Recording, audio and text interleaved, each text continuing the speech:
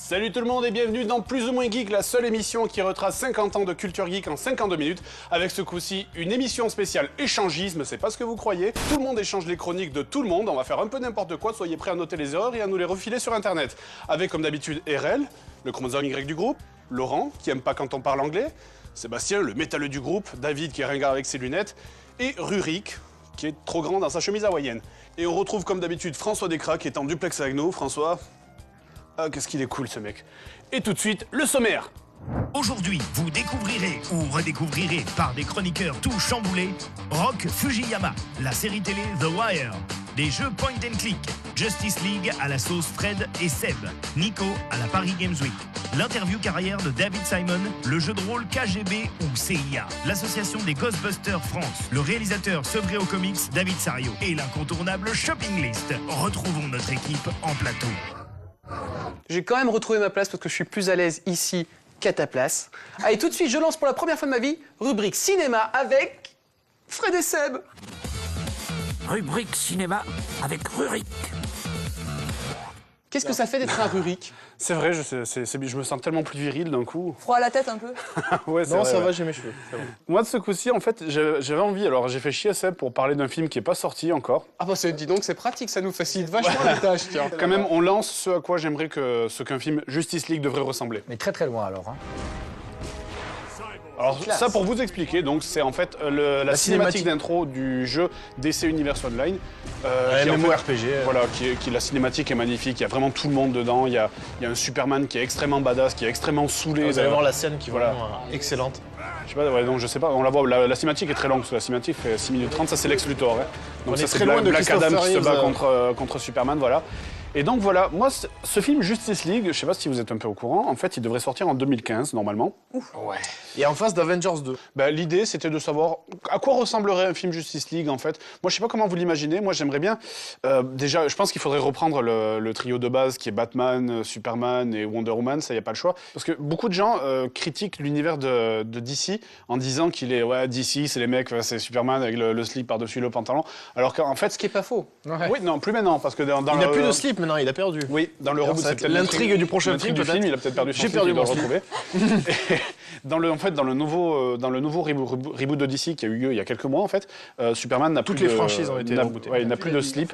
Il est intégralement bleu avec une ceinture rouge, en fait, à la Ça fait place. comme une armure, il y a une espèce de trait Ouais, comme il a ça une qui armure, en descend. fait. Hein, ouais. Et du coup, sur Wonder Woman, parce que c'est un des personnages qu'on voit Voilà. mal quand même adapté. Elle enfin, non c'est plus, un elle a peu plus sa kitschounet, quoi. culotte. Alors, ça sera... Ça va faire des entrées. Ça, c'est bien pour le coup. Dans votre vision du futur film Justice League idéal, quel est le pitch? Le pitch, Alors moi, franchement... c'est plus le cast qui m'intéresse. Ouais, moi, c'est plutôt le pitch. Eh ben, ça va Je faire vois- un bon film, ça, Seb. On commence déjà à dire non, bon, pour l'histoire, on s'en fout. Il fonctionne à l'hollywoodienne. Alors, Moi, j'ai un thème. Qui est bankable, ouais, exact. Personnellement, j'imaginerais très bien quelque Gad chose qui Elmaleh. tournerait autour de Batman, en fait. Parce que Batman, déjà, c'est le héros phare. Normalement, c'est censé être Superman, mais c'est Batman qui est le héros phare. Ah, ça de sera DC. les deux quand même, les figures de Le truc, c'est que Batman est beaucoup plus intéressant parce qu'il est gris. Il est pas... Alors que Superman, Il c'est est vraiment... aigri ou il est gris? Il est gris des romans, en fait. Superman, c'est vraiment le boy scout, tu vois, le mec qui Ça dépend ne des tue mecs. personne, qui est vraiment, voilà, qui est le héros. Et du coup, les gens n'aiment pas trop parce que genre, ah, Superman, c'est... Voilà. Nous sommes dans une période où les héros brillants, ça ne marche plus. Dans les films où la Justice League apparaît, Batman est très raciste, en fait. Et ça, c'est un côté qu'on voit très peu. Ça, c'est un très truc peu qui te plaît, ça. Et donc... Le Gonzo de là.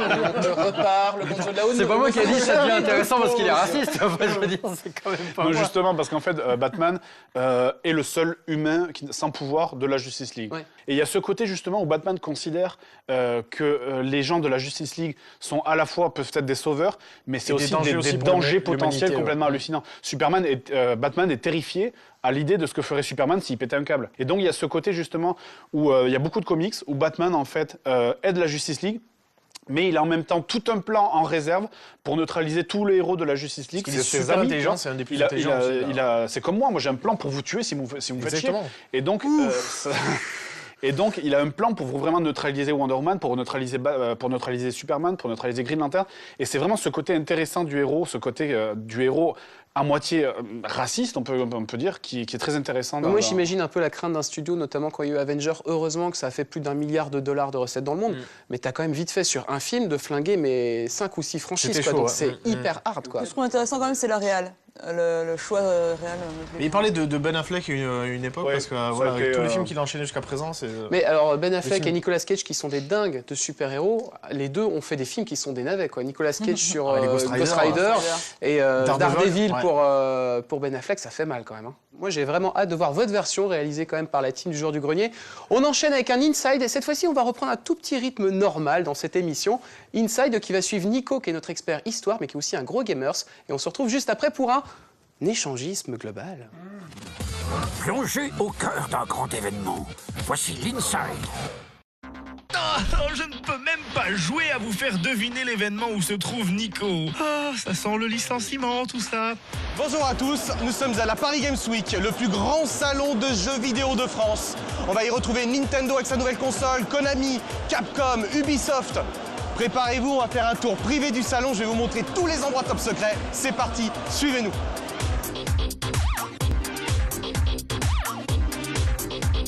On est sur un stand juste fantastique, le stand de Square Enix en présence de l'homme le plus beau de la planète.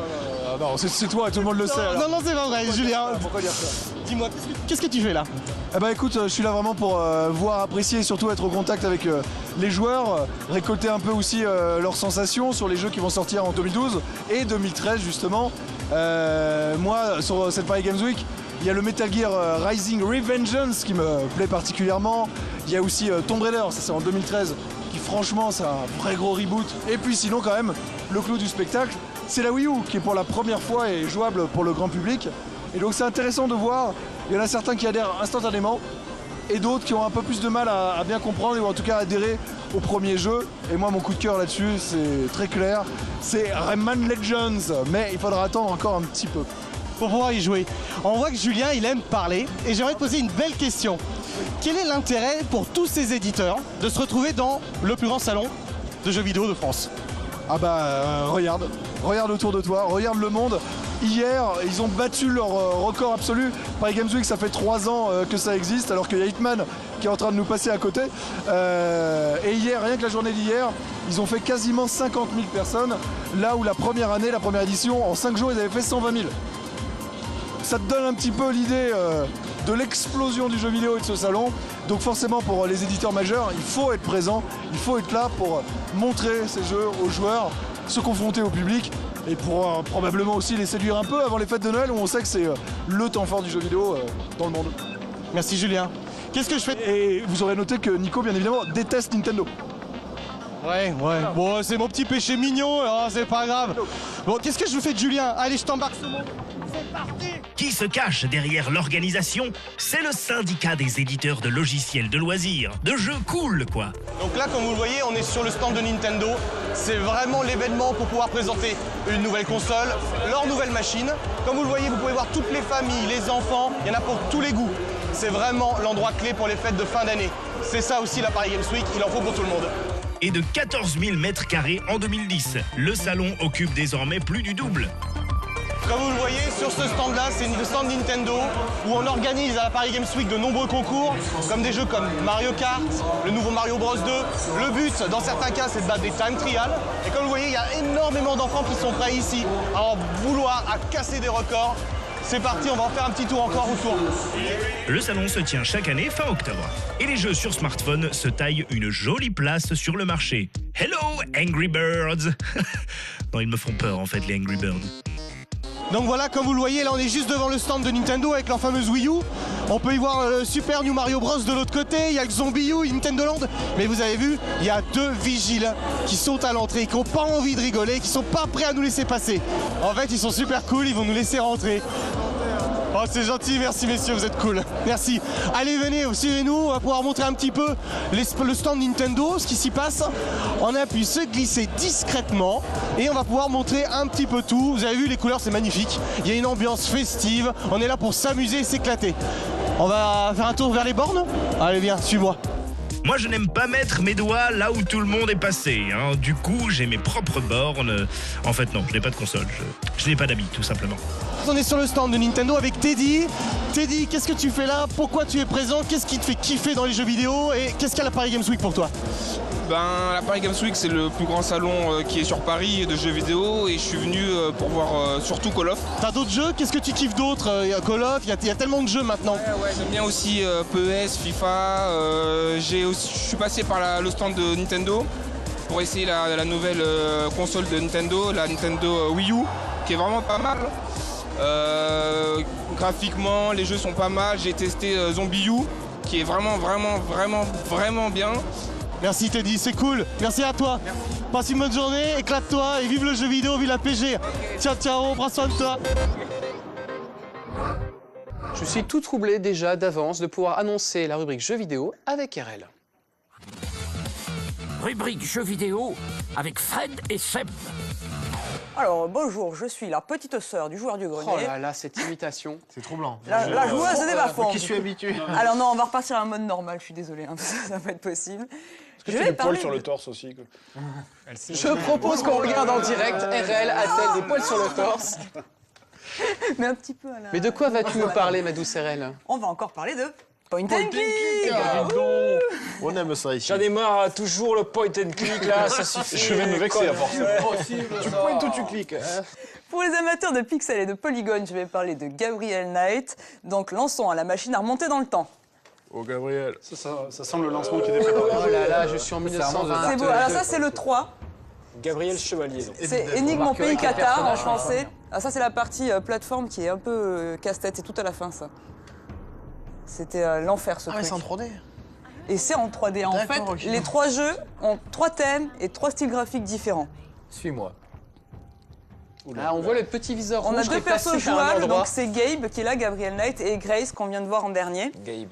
Et toi, le Gabe. point and click, c'est un vrai. Ça fait quand même un paquet de semaines, depuis qu'on prépare cette émission, que tu me dis oh, je veux parler de point and click. Mais je suis une grosse accro du point and click. J'ai vraiment eu du mal à choisir en fait. J'ai choisi Gabriel Knight parce que c'est vraiment déjà le premier que j'ai fait. Donc là, c'est une série qui est en fait créée par Jen Jensen et qui a été éditée par Sierra Online, réalisée par Sierra Online. Donc pour ceux qui ne connaîtraient pas, c'est Les Ossuteries, qui est un autre point and click. Avec un héros toulé d'ailleurs. C'est Phantasmagoria. D'ailleurs, Phantasmagoria, on va voir l'influence sur le 2e opus du jeu qui s'appelle The Beast Within. La particularité, c'est qu'il y a la majorité des scènes qui sont tournées, qui sont filmées en vidéo, voilà, comme le X-Files. Donc on a l'intégration avec des décors photographiques, etc. Moi, honnêtement, c'est le côté qui m'a rebuté. C'est vrai qu'à l'époque, est-ce que tu arrives à la fin de ces jeux? Parce que moi, j'ai un degré de tolérance qui est très très moindre. Hein. Si. Alors bon, t'as quand même une bonne vingtaine d'heures de jeu.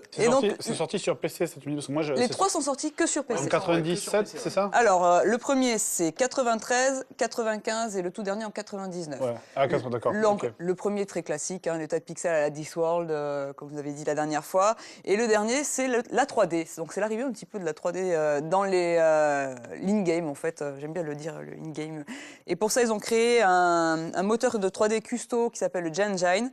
Et à l'époque, c'était vraiment révolutionnaire, quoi. Laurent va devenir fou, quoi. Je sais pas, il me regarde bizarrement, j'ai rien dit, j'écoute religieusement, je ne comprends pas. Et c'est dans custo, ça veut dire personnalisé. Ah, mais ça, je sais, oui. Donc évidemment, ça implique les défauts qu'il y avait à l'époque, des polygones qui se rencontrent alors qu'ils auraient jamais dû. Donc le mec, il a les bras qui traversent la Terre. Comment ça marche? C'est un peu comme les Chevaliers de Baphomet, par exemple, avec de la combinaison d'objets, genre tu combines. Voilà, t'as la combinaison d'objets, t'as l'enquête avec la discussion avec des personnages, donc les fameux PNJ qu'on aime bien, les personnages non jouables. Et donc en fait, tu dois leur faire dire des trucs.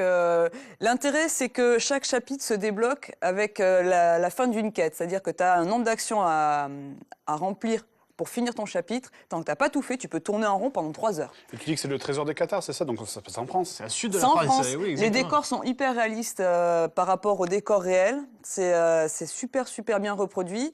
Et il y a des polygones, en fait. C'est-à-dire que quand tu vas voir dans le lieu, il y a vraiment des polygones. Mais il y a des bugs super marrants. Il y a même des mecs contre les murs. Non, c'est pas ça. Mais par exemple, il prend un verre pour écouter à une porte. Bon, le truc déjà... admettons. Et en fait, après, il va pour dire un truc, le verre reste accroché dans le vide, ça me fait trop rire. Il y en a plein, mais en fait, c'est super marrant de jouer à ça.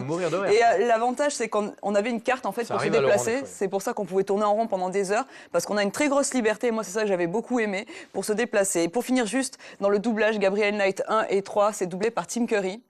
Et son ami. Alors là, je suis un fan, ami des spectateurs. Ne regardez plus cette émission, regardez du Tim Curry. J'adore.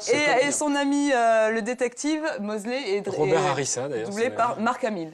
Voilà, bien. Donc un beau casting qui quand est même d'ailleurs pour ce quelque jeu. part forcément sur ton t-shirt. Il est sur mon slip. Ah d'accord, il est pas sur ton t-shirt. Finalement, ne regardez pas Tim Curry. On continue avec l'interview carrière et je vous parle souvent de showrunners, donc des créateurs de séries télé.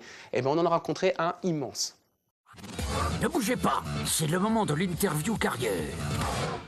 Plongez au cœur des bas-fonds de la ville de Baltimore avec notre invité du jour, le scénariste David Simon.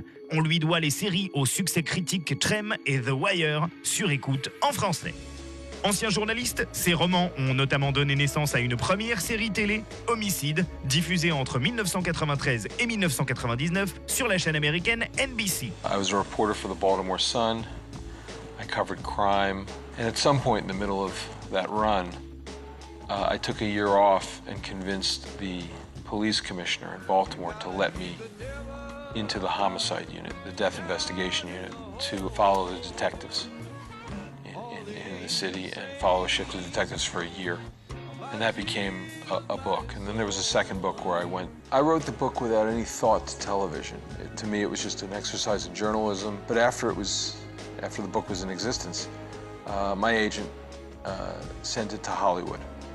And nobody bought it, and it just laid there. And then I had one last thought, which was, why don't we send it to a fellow named Barry Levinson, who was a director, an A-list director in Hollywood who had come from Baltimore. At that very moment, they were busy trying to come up with an idea to develop a television show for NBC.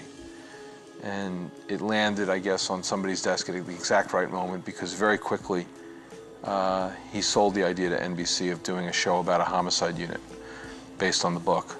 Autre roman à se voir adapté sur le petit écran, The Corner, sous la forme d'une mini-série qui raconte la vie des habitants d'un quartier défavorisé de Baltimore, diffusé en 2000 sur HBO.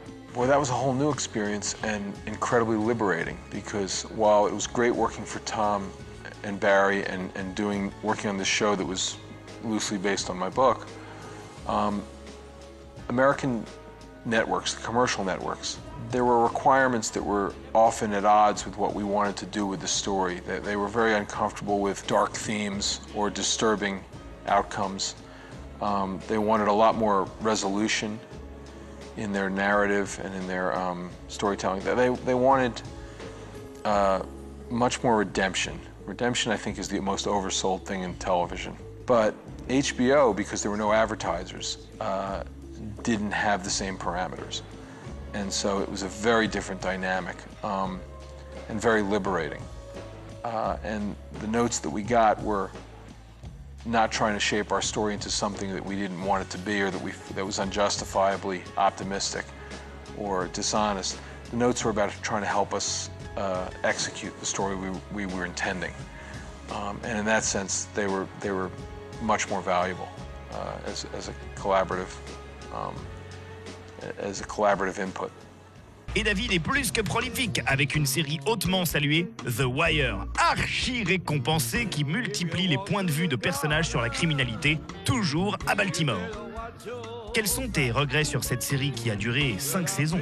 There's only one thing that we missed, because we opened it up after season 2 to all of the writers' suggestions about what aspects of urban society and civic, sort of civic endeavor we should cover.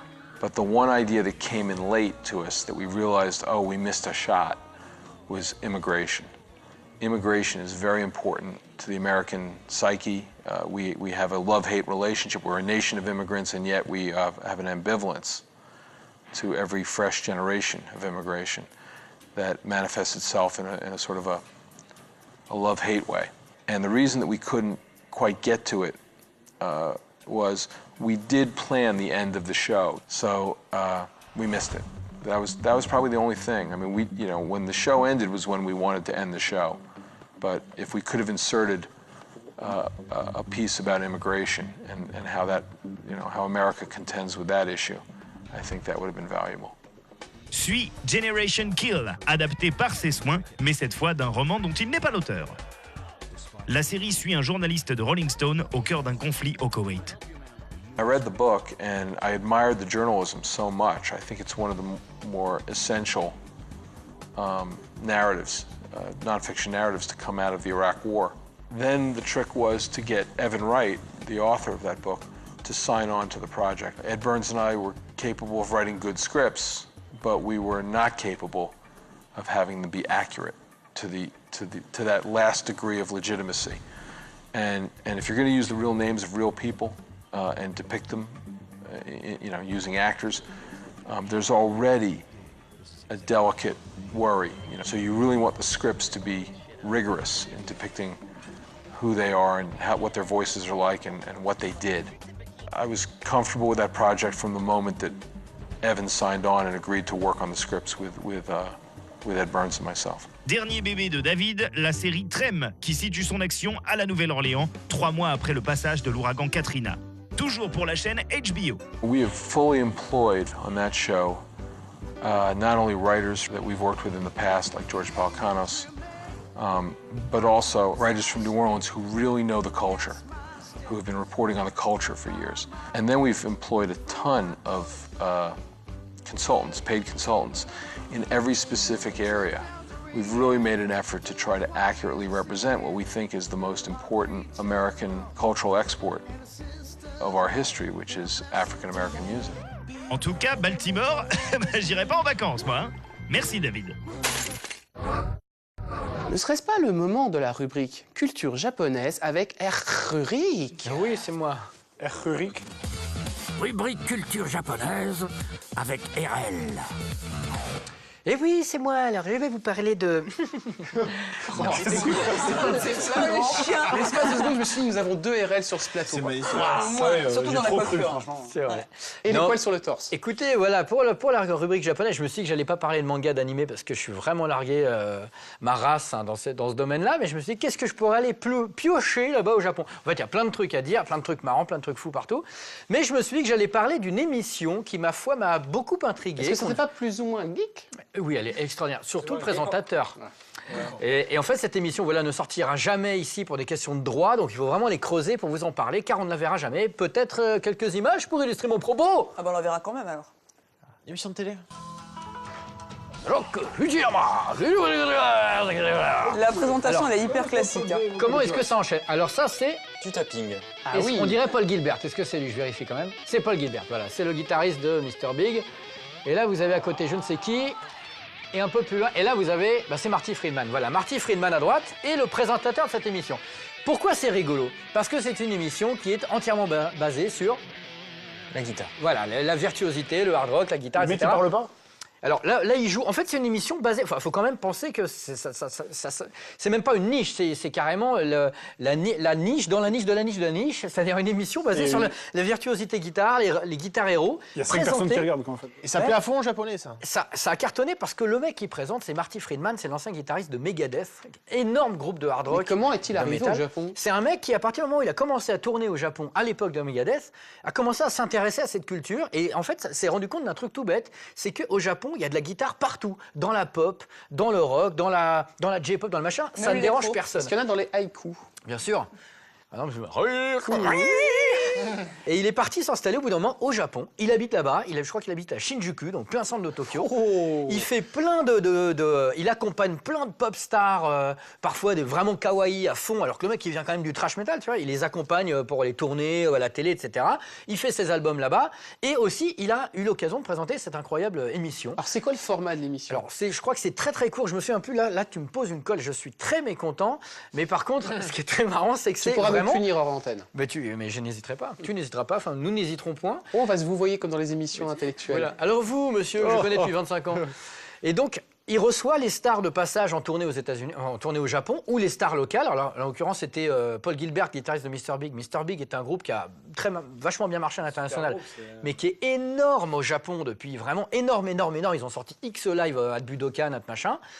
Il reçoit ces mecs-là, il reçoit le guitariste de Dragon Force, il reçoit Kerry King de Slayer, qui est quand même le grand mec avec des tatouages partout, et il leur fait faire des petits concours, des petits jeux à la japonaise complètement barrés sur la guitare. Alors par exemple, tu as une meuf qui est là, une japonaise qui est là, qui chantonne mal un thème un peu connu.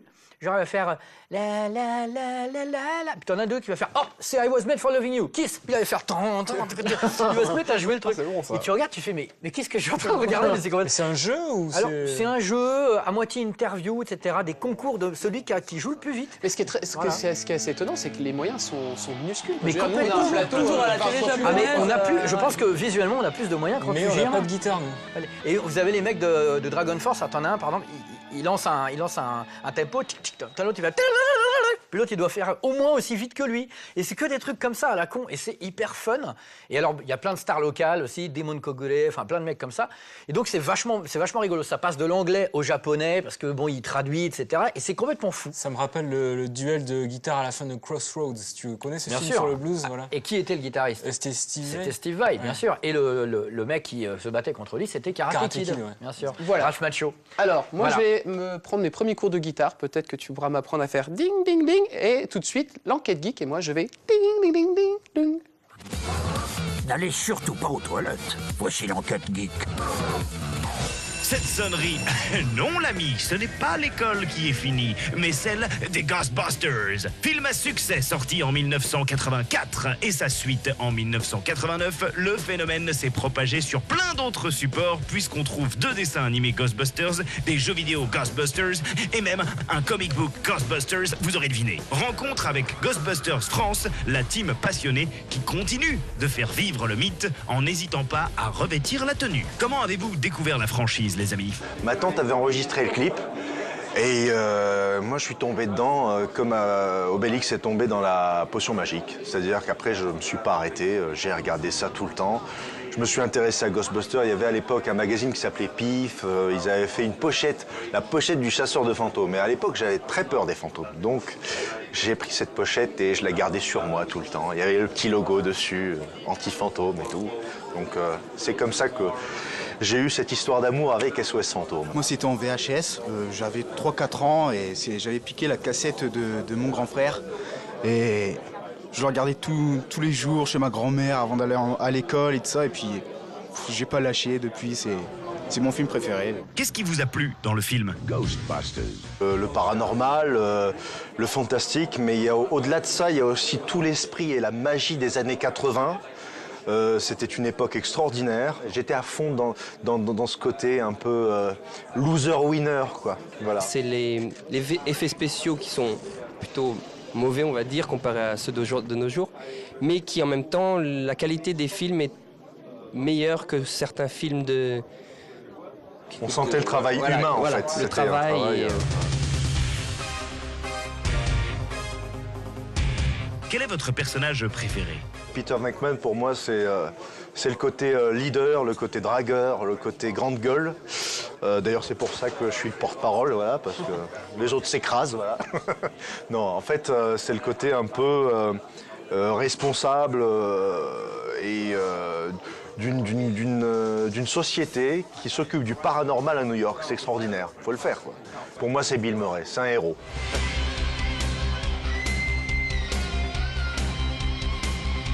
Pourquoi passer au cosplay Ghostbusters?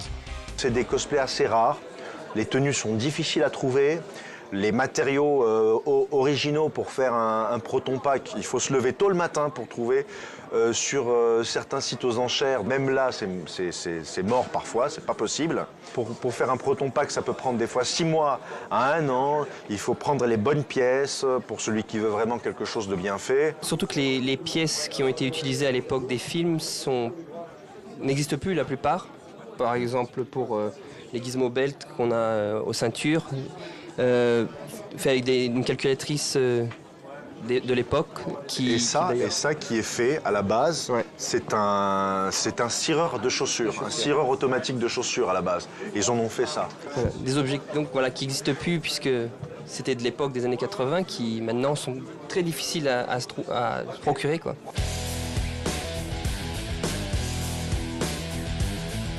Les cosplayers Ghostbusters se multiplient dans le monde, mais pourquoi vous, en France? Donc on était plus ou moins tous de la partie, on s'est dit voilà, en France il n'y a rien, on avait juste un petit forum à la base, mais on ne bougeait pas trop sur le forum, et là on s'est dit on va vraiment créer notre franchise Cocorico pour montrer qu'on est là et on va faire jaillir la magie Ghostbuster en France. On voulait le faire, on s'est dit on est 4 pecnos disséminés sur la France, il faut quand même qu'on fasse quelque chose. Voilà. Et ce qui a été très enrichissant, c'est les expériences lors des conventions et lors des sorties que l'on a fait. Ça a été de la magie, quoi, de la pure magie, jusqu'aujourd'hui. Et avec nous, vous avez affaire à des pros.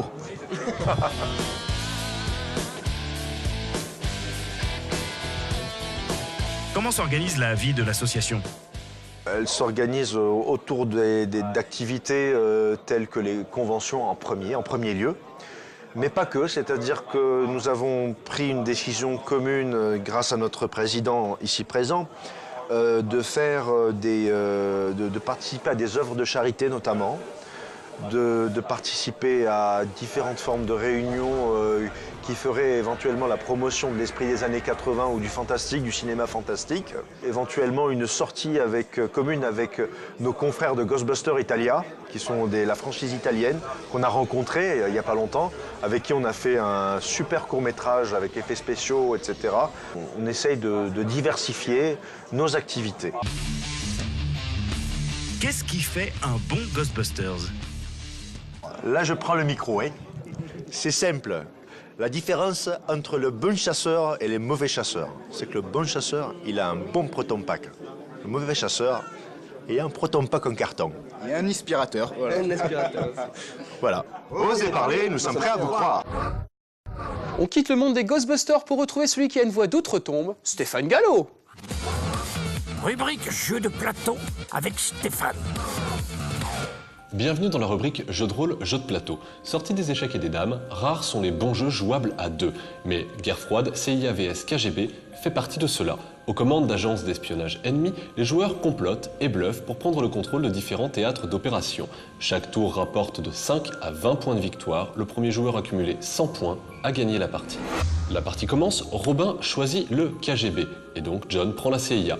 Il pioche le premier théâtre d'opération et ce sera donc la Turquie pour 15 points de victoire, comme indiqué en bas à droite sur la carte, je vous laisse regarder, et la manche se jouera en 3 cartes maximum, ainsi qu'indiqué en bas à gauche de la carte.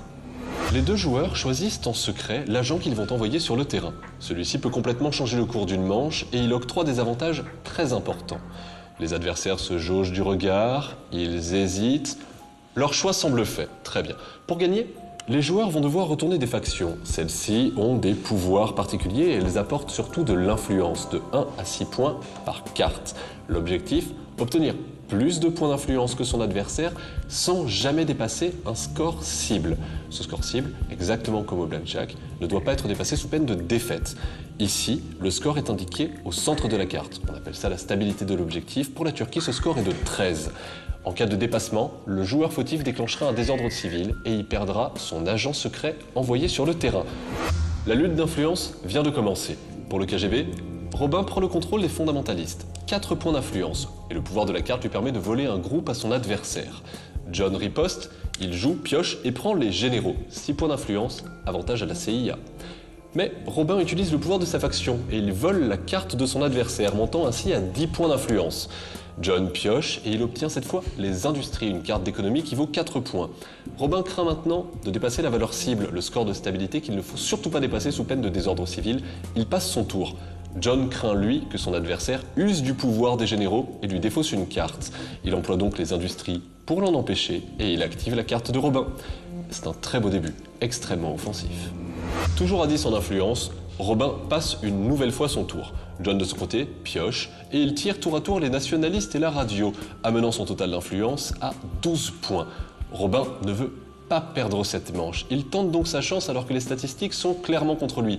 Cette nouvelle carte a de fortes chances de lui faire créer un désordre civil en dépassant le score cible de 13. Sa troisième carte, il la tire et... ce sont les artistes. Elle ne vaut qu'un point, il échappe donc au désordre civil.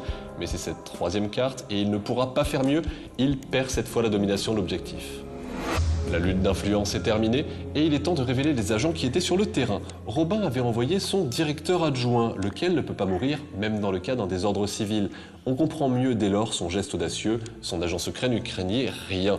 Quant à John, lui avait lancé son analyste. Il va donc pouvoir piocher les 3 premières cartes du groupe Faction et les remettre dans l'ordre de son choix. Un très sérieux avantage pour le prochain objectif. Après la Turquie, il est temps de révéler le deuxième objectif. Celui-ci va être la conquête spatiale. 5 points de victoire sont en jeu, ainsi qu'un pouvoir à usage unique. La phase va être très rapide, chacun des 2 camps ne peut jouer qu'une seule carte. Les adversaires choisissent leurs agents à envoyer sur le terrain, et ceci fait, John trie les 3 premières cartes du paquet de cartes Faction. L'avantage acquis au tour précédent va clairement lui servir. Il pioche la première carte et il pioche le premier. Sans surprise, il sort une carte excellente avec un fort potentiel en influence. Il tire l'opposition qui vaut 5 points. Pour le KGB, Robin tire à son tour. Il prend sa carte. Il s'agit de la mafia. 2 points d'influence. La CIA prend la domination une nouvelle fois. Mais étrangement, Robin est tout sourire. La domination ayant été déterminée, il est temps de révéler les agents qui se trouvaient sur le terrain. Robin commence et révèle il avait lancé son maître espion. L'objectif secret de Robin était donc de perdre, absolument pas de gagner. Il devait laisser son adversaire prendre la main. C'est un retournement de situation. Robin obtient finalement les points de victoire ainsi que l'objectif. John, de son côté, avait placé comme agent secret un agent double. Il force donc son adversaire à mettre son assassin de côté au prochain tour. À la fin de cette manche, John, pour la CIA, mène avec 35 points de victoire contre 5 seulement pour son adversaire. Les regards se durcissent, clairement. Une nouvelle manche commence. Pour rappel, le premier à remporter 100 points obtiendra la victoire. Voilà, c'est le moment qui est très difficile pour moi, puisque ma chronique a été volée par Monsieur Kessy. Rubrique série télé avec David. Bonjour et bienvenue dans Plus ou moins Geek, je suis David Fressino Je ne sais pas comment je dois le prendre. Je suis Christophe Fressino. Je rappelle quand même que pour la saison 2 de Plus ou moins Geek, Laurent aura une chronique sur 70 000 émissions. Voilà. Oui. S'il est payé pareil, tu ouais, c'est ça. même. Je vais parler d'une série qui est une de mes préférées qui s'appelle The Wire et dont toi tu n'as pas daigné parler jusqu'à présent. Donc je me suis dit, faisons les choses à la place de David. The Wire dont on regarde quelques images et qui est, comme fait exprès, dû à David Simon qu'on avait en interview tout à l'heure. C'est beau la vie. Générique passionnant ma foi. T'aurais dû dire Roger Simon pour être... On suit une équipe de la police de Baltimore qui monte une brigade pour mettre sur écoute un groupe de dealers des bas quartiers. C'est son boulanger, non, je crois. Oui, c'est ça en fait. Voilà. C'est de la farine, bien sûr. Bon, les quartiers en question dans Baltimore, c'est vraiment des quartiers très très pauvres, avec une misère assez voyante. Alors, tout à l'heure, je te demandais, backstage, quand on buvait du champagne, bien sûr, comme d'habitude, qui est donc l'habitant connu de Baltimore, réalisateur à succès et provocateur? John Waters. Exactement. John Waters. Dont une partie des films est quand même difficilement abordable pour les moins de 12 ans. Et avec lequel j'ai eu la chance de tourner une scène dans Le Fils de Chucky, figurez-vous. C'est rigolo. C'est moussé, hein. Le champagne, la piscine. T'as tourné dans Le Fils John de Waters. Chucky. D'accord. The Wire, donc, est dû à David Simon, qu'on a vu en interview tout à l'heure. Et non pas David Sario, autre réalisateur de talent. Ni Christophe Simon, d'ailleurs, qu'on ne connaît pas. Mais... David Simon était un journaliste du Baltimore Sun, donc c'est le grand quotidien de la ville. Et pendant un an, il a suivi les flics de la ville. Et ça a donné pas un roman, un essai qui s'appelle Homicide et qui raconte le quotidien de ces policiers qui n'ont pas la vie facile, mais qui ont en même temps des problèmes aussi. Il est pas... En plus de ne pas avoir la vie facile. Non, mais non, je veux dire qu'eux, ils sont pas non plus des anges, quoi. Voilà. Et c'est jamais manichéen. Il y a les bons flics et les méchants. Mais il y a les bons bandits. chasseurs et les mauvais chasseurs, Voilà. mais je ne reviendrai pas là-dessus. Donc David Simon, il a écrit ce bouquin qui s'appelle Homicide, qui vient de sortir en français d'ailleurs. Et on lui a proposé d'adapter ça en série télé et c'est devenu Homicide, oui, c'est ça. A Year on the Killing Streets, voilà. Et du coup, après, on lui a proposé de faire une autre série. Il a fait une enquête qui s'appelait The Corner.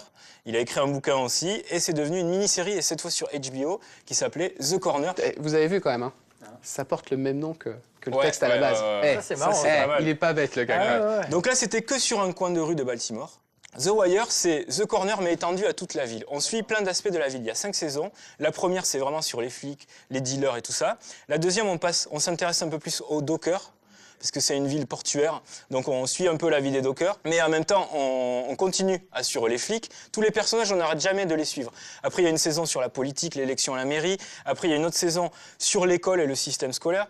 Et la dernière saison, c'est sur le journalisme. Elles sont toutes hyper bien et le tout forme une mosaïque qui reflète à la fois la ville de Baltimore et l'Amérique, quoi, comme une métonymie, c'est-à-dire comme un petit endroit qui vaut pour le tout. Quoi, t'as dit ? Une métonymie. J'avais plus entendu ça depuis le troisième. Métonymie, c'est encore des haïkus.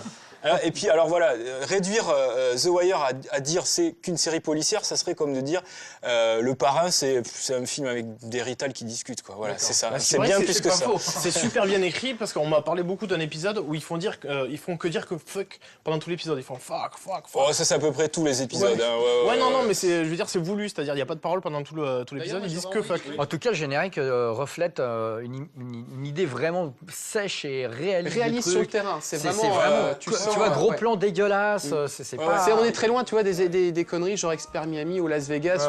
Avec les lunettes du mec. Et puis, ça donne pas de leçon. Simon explique que il a jamais rencontré. Pourtant, il a vécu des trucs avec les filles, tout ça. Il a jamais rencontré de gens foncièrement mauvais. Il a rencontré que des gens dont les circonstances obligeaient à soit dealer de la drogue, soit... en gros, les Noirs des bas quartiers ont du mal à sortir de leurs conditions, quoi. Et c'est ça qu'il essaye de montrer. Alors, très marrant, c'est que tu as fait une sorte de private joke sur David Sario. Les gens devant leur télé se disent, je ne sais pas qui est David Sario. Et bien, ça tombe bien, c'est le talent web choisi par François. C'est le moment de découvrir un nouveau talent web. Oui, mamie, ça va bien? Tu as besoin d'argent. D'accord, c'est pas banal. Pour produire une web-série, alors c'est encore moins banal. Mais je te connais, t'inquiète pas. Comment ça s'appelle? Non, j'ai cru. Le visiteur du passé. D'accord. Je sais pas. T'as des avocats, mamie? Tout de suite, un talent web. T'es dans la merde, hein? Mais c'est Daredevil! Et pourtant, ce n'est pas le film officiel. Et le Punisher, pareil, vous ne connaissez pas cette version. Et là, c'est Hulk, mais ce n'est pas non plus dans les films Marvel. Et non, car il s'agit d'un fan-film, des films faits par des fans, quoi, derrière lesquels se cache David Sario. Ses courts-métrages faisaient déjà à l'époque le tour de la toile. Élevé aux comic books, il a réalisé 2 fan-films mémorables. Parle-nous du premier, David. Alors, le premier court que j'ai fait seul, que j'ai produit, que j'ai réalisé, c'était Daredevil The Teaser. Donc ça procédait de la même envie, c'est-à-dire de mettre en image les héros qui me faisaient rêver lorsque j'étais petit. Donc je me suis lancé dans cette aventure. C'était en 2000, il est sorti en 2001. Ça a été mes débuts dans le métier. On va dire qu'il se regarde encore, mais il faut le remettre dans le contexte.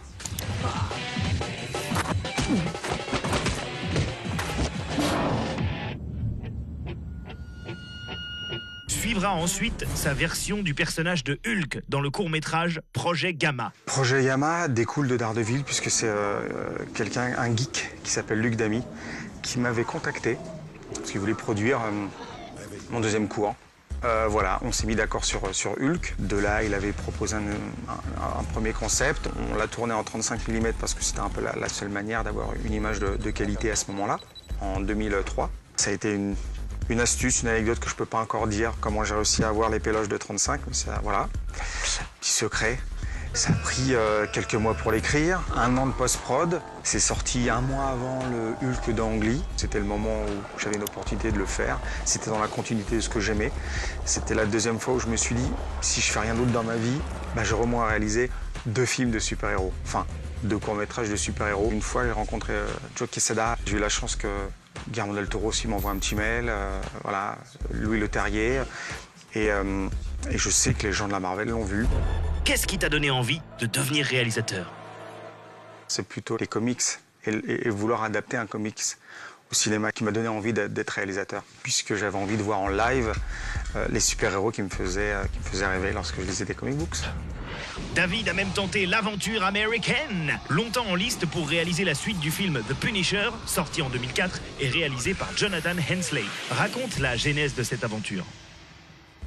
J'étais invité à un festival, au festival du film d'action de Long Beach, en Californie, parce que Feedback, qui était le démo reel d'un long métrage polar d'action de série B, et le seul festival auquel j'ai envoyé mon cours. Et en fait, il a été sélectionné dans la catégorie meilleur cours et meilleure scène d'action de l'année. Du coup, j'y suis allé. J'ai eu un rendez-vous, mais qui avait été un petit peu organisé un peu avant avec Steven Schneider, le producteur des Paranormal Activity à la Paramount. Il m'a dit, écoute, on aime bien ce que tu fais. Il m'a envoyé vers 2 agents. Et ils m'ont dit vraiment concrètement que c'était Projeyama qui les avait décidés. Donc de là, ils m'ont dit, on t'enverra des scripts à ta mesure. Et quelques mois après, ils m'ont envoyé le script de Punisher 2. Je leur ai dit, je veux absolument le faire. Le script avait des hauts et des bas, mais je me suis retrouvé sur la liste. Je savais que même si j'étais sur la liste, j'étais certainement le dernier sur la liste. Et donc il fallait qu'à un moment donné, je montre visuellement quelle était ma vision du personnage. Et puis voilà, c'était un plaisir personnel que j'avais envie de... J'avais une bonne raison de le faire. Et donc j'ai fait ça assez rapidement et je leur ai montré le teaser. Ça s'est très bien passé, il a été bien accueilli, au point que beaucoup de gens, puisqu'il a fait plus de 2 millions de connexions sur une certaine durée, ont cru que c'était le teaser officiel. Donc il y avait toutes les polémiques autour de mais pourquoi ont-ils changé de comédien, Thomas Jens, donc c'était avant qu'ils prennent Ray Stevenson. Donc c'était plutôt positif. Mais ils ont fini par prendre la réalisatrice qui avait réalisé Hooligan, parce qu'ils m'ont dit clairement, il te manque un long métrage voilà, à ton actif, c'est ça qui fait qu'on a un peu peur, même si on est quand même convaincu par ton boulot. Voilà, la réalité du terrain, quoi, tout simplement. As-tu envie de retenter ta chance aux États-Unis, aux States? Pourquoi pas?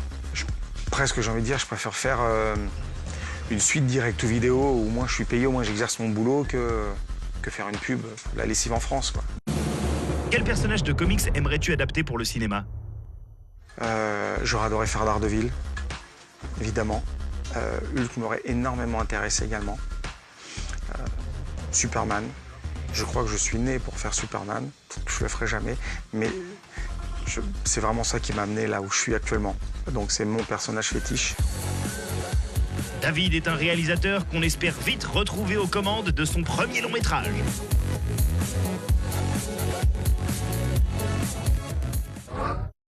Un petit rajout sur David Sario peut-être?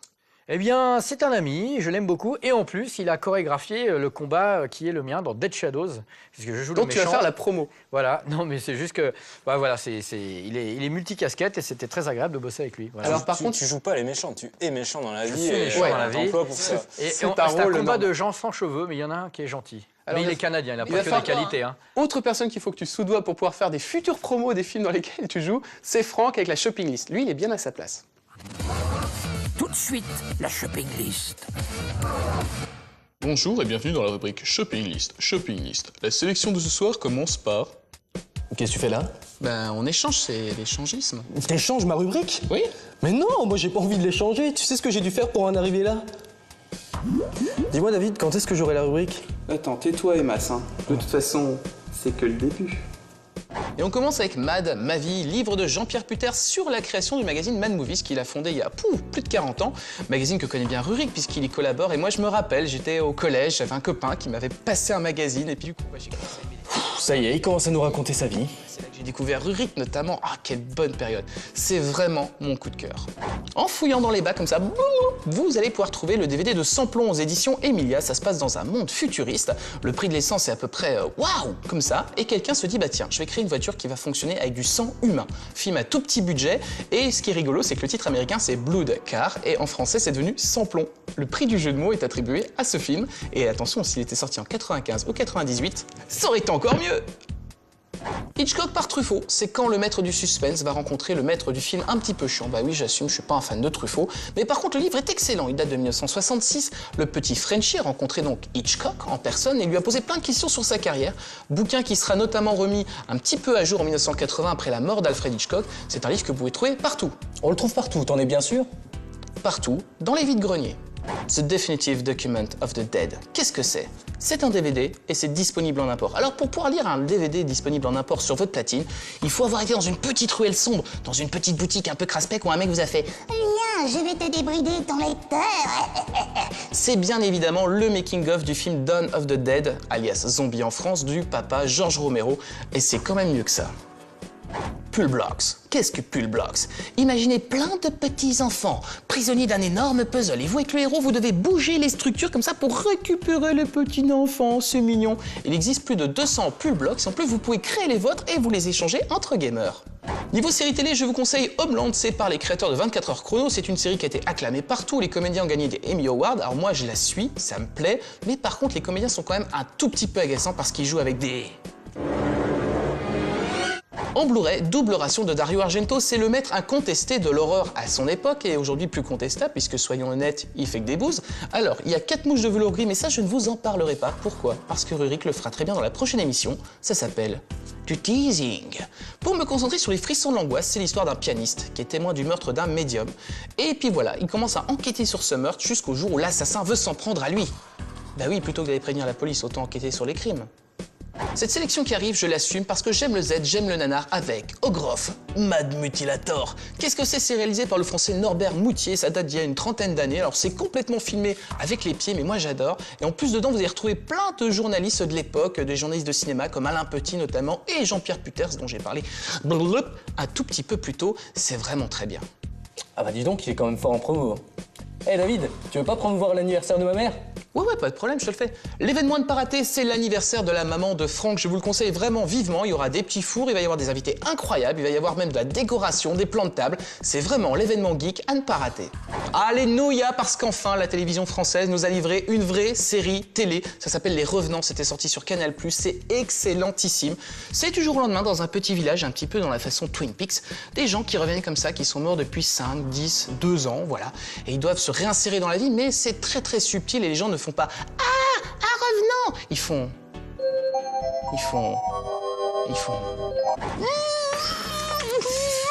Calme-toi, c'est bon, ça va bien se passer. N'oubliez pas de m'envoyer vos coups de cœur à cette adresse, ça me ferait super plaisir. Oui, allô, le service de livraison. Oui, c'est pour vous envoyer un colis. En écho, ouais. Sur le plateau de Plus ou Moins Geek, voilà. Merci beaucoup. Eh ben super, je vous attends. Moi, je vais prendre un petit café. Reste là, hein, bouge pas. Allez, je fais un petit rappel de cette spéciale échangisme. Sexy, avec du point and click, The Wire. Nous avons eu la Justice League et Rurik qui nous a parlé de cette émission de ouf. Rock Fujiyama. Alors, je précise aussi que certains extraits sont pas forcément de grande qualité. Et pourquoi donc? Parce que c'est une émission qui n'est jamais sortie du Japon. C'est très dur à trouver des extraits de cette émission-là. Donc on a creusé. Elle est restée longtemps dans le désert, sous le sable. Bon, ça moisit un petit peu. Voilà, et c'est le moment d'attribuer un petit plus. Ça reste. C'est un de nos trucs référents dans l'émission, RL. Leur film qui n'existe pas, moi, me plaît bien. Ah non, moi j'en veux plus des films de super-héros. Mais j'aime bien le tapping par contre. Rock Fujiyama. Il faut que je regarde The Wire, je vais prendre David. Je t'en prie, c'est la soirée échangiste. Prends David. Fred, mon jeu vidéo. Tu t'ouvres à la culture extérieure, j'ai envie de dire. Eh ben, on parle de The Wire depuis 60 millions d'années et c'est peut-être enfin l'occasion de la regarder. Voilà, et ben je vais regarder aussi The Wire tout simplement parce qu'on ne peut pas tout regarder à la fois. Je n'ai jamais attaqué The Wire. Ça sera ma bonne résolution pour les prochaines fois. Alors, petit récapitulatif, on peut se retrouver sur l'appli, Plus ou Moins Geek, on peut se retrouver sur le Geekbook, le Geekter, le site internet, le forum, enfin il y a des moyens extraordinaires parce que nous sommes une émission high-tech. Demain soir au bar d'en bas, sinon c'est possible. Seb, est-ce que tu veux bien clore cette émission spéciale échangisme? Tout à fait, alors au revoir tout le monde et n'oubliez pas qu'un bon geek, c'est un geek. Mort. Exactement. Salut tout le monde. Toi geek curieux. Pom pom pom pom pom pom pom pom. Au revoir.